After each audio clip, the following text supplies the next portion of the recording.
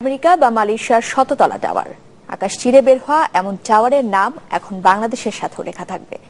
Iconic নামে ১৪২ তলার একটি টাওয়ার নির্মাণ হতে যাচ্ছে, যা হবে বিশ্বের দ্বিতীয় সর্বোচ্চ টাওয়ার। কোনো দাতা সংস্থার নয়, এর স্বপ্ন পূরণ হবে প্রবাসী একজন বাংলাদেশি টাকায়। টাওয়ারের পাশে তৈরি হবে আধুনিক ডিজাইনের স্টেডিয়াম, কনভেনশন সেন্টার। এছাড়াও থাকবে বেশ কয়েকটি স্থাপনা।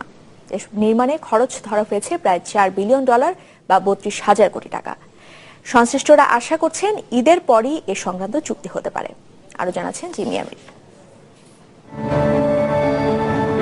পদ্মপাতার ছাউনির মতো চোখ জুড়ানো একটি স্থাপনা, বাইরে থেকে দেখলে মনে হবে উন্নত দেশের কোনো নান্দনিক সৃষ্টি।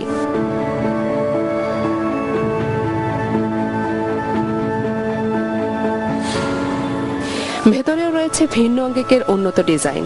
বড় লবিতে আছে এক্সিবিশনের ব্যবস্থা। কনফারেন্স হলে একসাথে বসতে পারবে ৫,০০০ মানুষ, আর একসাথে ১৫০০ মানুষকে করা যাবে আতিথেয়তা। আছে ডাইনিং, সেমিনার, মিটিং রুম। এটি ঢাকা কনভেনশন সেন্টারের 3D নকশা। মাটি ফুঁড়ে বেয়ে ওঠা আকাশ ছোঁয়া ভবন। আইকনিক নামের ১৪২ তলার টাওয়ারটিতে থাকবে 7 star hotel, shopping mall, exhibition centre, theatre. বলা হচ্ছে নির্মাণের পর এটিই হবে বিশ্বের দ্বিতীয় সর্বোচ্চ টাওয়ার। তৈরি হবে ৫০,০০০ মানুষের ধারণ ক্ষমতার স্টেডিয়াম।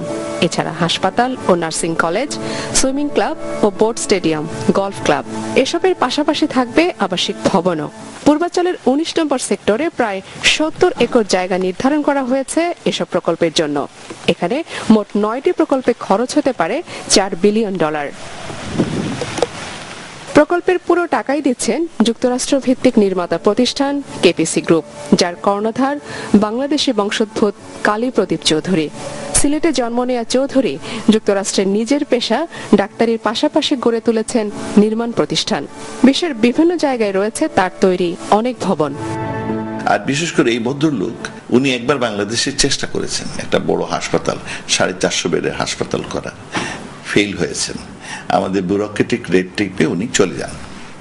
আমি ওনাকে তখন বলি যে দেখেন, এইবারে আপনাকে আমি, যদি এইবারে না হয়, এইবারে সরকার ইজ কমিটেড। আমলাতান্ত্রিক জটিলতা এই প্রকল্পটি নিয়ে গত 2 বছর ধরেই চলছে নানা ধরনের আলোচনা। আমাদের তো খুব cumbersome process, anything you do, এটা এত কাম্বারসাম যে মানুষ এতে আগ্রহ হারায় ফেলে। আপনার কত প্রবাসী এদেশে ইনভেস্ট করতে চায়, কিন্তু তারা কয়েকবার 3-4 বার এসে, এই লোক 34 বার এসেছে, 3-4 বার আসার পরে দে অ্যাবান্ডন ইট, কারণ আমাদের ব্যুরোক্রেটিক সিস্টেম ইজ সো কাম্বারসাম। কোথাও ইউজার ফ্রেন্ডলি বা এই যে ইনভেস্টমেন্ট ফ্রেন্ডলি সিস্টেমটা আমরা ডেভেলপ করিনি। খুব শিগগিরই প্রকল্পের চুক্তির বিষয়ে আশাবাদী সরকার। We are ready.